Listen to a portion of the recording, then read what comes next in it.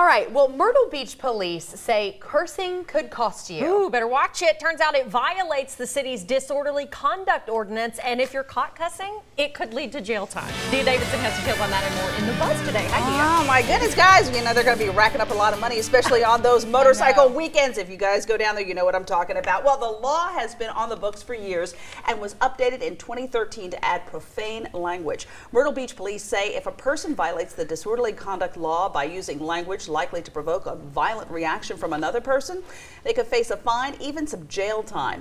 In 2017, the department reports issuing fines that added up to over $20,000 from profane language citations. But police say the city didn't get every dime from those fines. Only a small percentage goes to the city, and the other portion goes to victims advocate and court fees. Lieutenant Brian Murphy says Myrtle Beach police encourage everyone to avoid violating this ordinance by speaking to others with the same respect and kindness every human deserves. You know, it's almost a sad commentary on our society that we have to have a citation from police to have us to be courteous, you know, to one another. But I wonder if like a group of people are having fun and kind of use a word in a not, you know, they're not being negative, but it just comes out, you know, something like that considered an offense? I don't know. Well, and what they said was, and I think it's important to note because I know a lot of you are getting your backs up over the First Amendment, which I think is, you know, everybody's like, wait a minute, I can say what I want, which is true. They're saying you can't say anything that would, like, let's say you're fighting with someone in the street or you're saying something that could lead to a worse altercation. Maybe that's when they pop you for it, not if you're just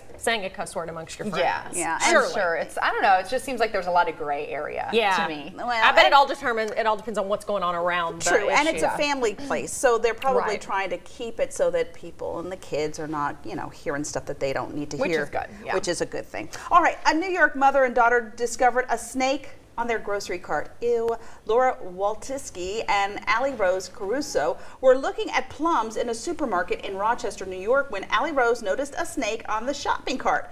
Laura did some quick research on her phone, then headed for the exit. She says it seemed like a good idea to not bring attention to it. Eventually, an employee wheeled the cart away from the building to you know, get it away from there and over to a corner of the parking lot that backs up to some woods. And based on pictures, an assistant curator identified the snake as a harmless milk snake. Apparently, the snake got on the cart when it was parked outside. The store did call Laura to apologize and thank her for not freaking out. Yeah. I think I might freak out a little. little. Would you see it and would you go on your phone and be like, oh, okay, let me see. Yeah, what does this look like? I don't think I would do that. I'd be like screaming and probably violating Myrtle Beach's ordinance. You know? Miss Davidson! Don't do it in Myrtle Beach. The pastor's wife. Okay, do we have time for the last one? A UPS delivery driver in North Carolina had an unusual explanation for why a package was not dropped off at a woman's doorstep. See, the package was left instead inside Marcy Lanier's mailbox, along with a note that read, "Bear in driveway," to explain why. Oh, no. Lanier says bear sightings are normal in her part of town, but that has never affected a delivery.